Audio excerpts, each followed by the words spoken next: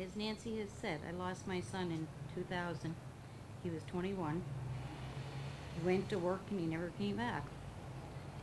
You know, it's been very devastating. His father worked for that company for, oh God, it's been so many years, I can't even remember. So it'll be close to 40 years, I'm sure.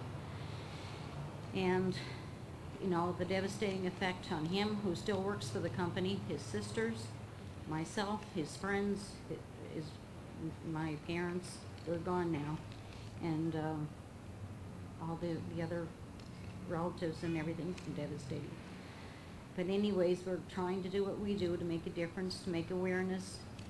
Just go check and see where your kid's working. Go check it out. As parents, my advice to you is don't take it for face value that there's a safety person on the job. That's what I thought. There's a safety person on the job where they're going to make sure my son is safe. But it didn't happen. He wasn't safe at all. He died there. And because kids think they're invincible. Nothing's ever going to happen to them.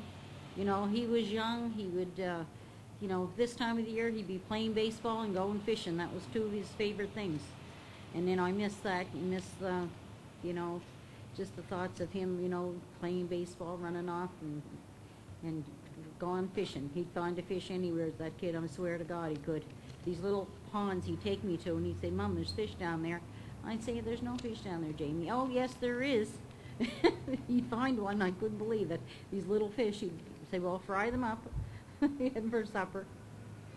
And he was a great kid. He was very kind and loving, and his family meant a lot to him. So it's a really big loss not having him there anymore, missing him at all the special occasions.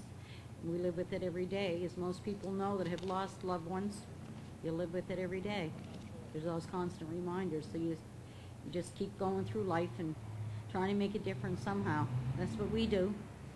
It's been devastating to his friends that still come to the house. They leave crying every time because they said, you know, they just miss him so much. And it's hard. It's hard for me to watch their friends moving on, you know, having families and all that sort of thing. So Jamie actually would be 31 in June. And, you know, you wonder what his life would have been like now, you know, what he'd be doing with his life.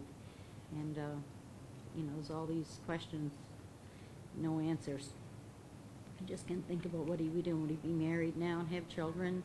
And his sisters miss him a lot, and his little nephew. Anyways, I just hope that all the commercials and the work that we're doing is going to help somebody else and make people notice, especially the young people.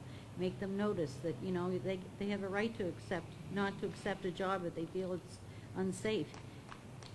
That's all I have to say.